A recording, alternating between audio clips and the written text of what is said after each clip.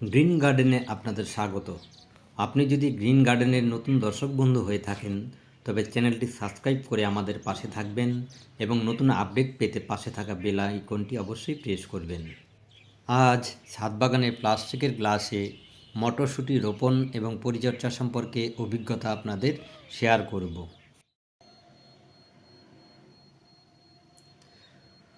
প্রথমেই প্লাস্টিকের গ্লাসে 40% সাধারণ গার্ডেন সয়েলের সঙ্গে 60% পুরনো গোবর সার ও অল্প কিছু সর্ষের খোল ডাস্ট করে মিশিয়ে মাটি তৈরি করে নিয়ে তারপর সেটাকে কাপে ভরে নিয়েছি এবং কাপগুলোকে ঝুলিয়ে রাখার জন্য গুনা বা তার দিয়ে হ্যাঙ্গার তৈরি করে নিয়েছি যাতে কাপগুলো ঝুলিয়ে রাখা যায়। এবার প্রত্যেকটি কাপে 3টি করে মটর দানা রোপণ করেছি।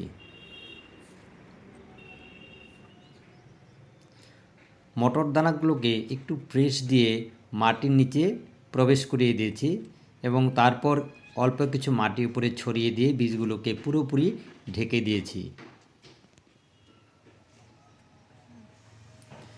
এবার পর্যাপ্ত জল স্প্রে করে দেব যাতে সেই মটর দানাগুলো খুব সহজে অঙ্কুরিত হতে পারে।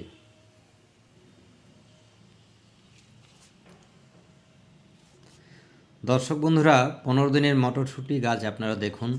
ঠিক এই 15 দিনের বয়সে আমি 1 লিটার জলে 1 ml কাকা মিশিয়ে স্প্রে করে দিয়েছি। গ্লাসে যেহেতু মাটি খুবই অল্প তাই প্রতি সপ্তাহে অন্তত একবার তরল খাবার দিতেই হবে। যেমন তরল খাবারের মধ্যে সর্ষের খোল পচা জল খুব পাতলা করে ব্যবহার করা যেতে পারে অথবা ভাতের মাড়ও পাতলা করে ব্যবহার করা যেতে পারে।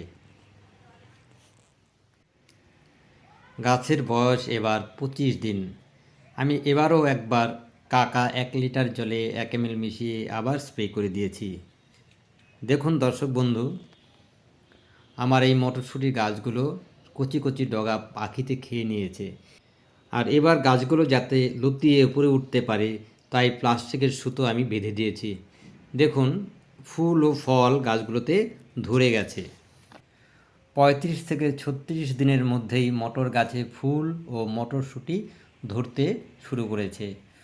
এবারও আমি একবার কাকা 1 ml 1 লিটার জলে মিশিয়ে স্প্রে করে দিয়েছি যাতে পোকাগুলো না ধরে।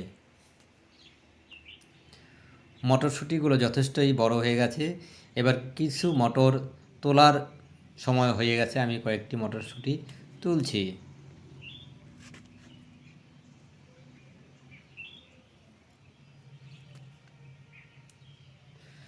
ধন্যবাদ। সুস্থ থাকবেন, ভালো থাকবেন।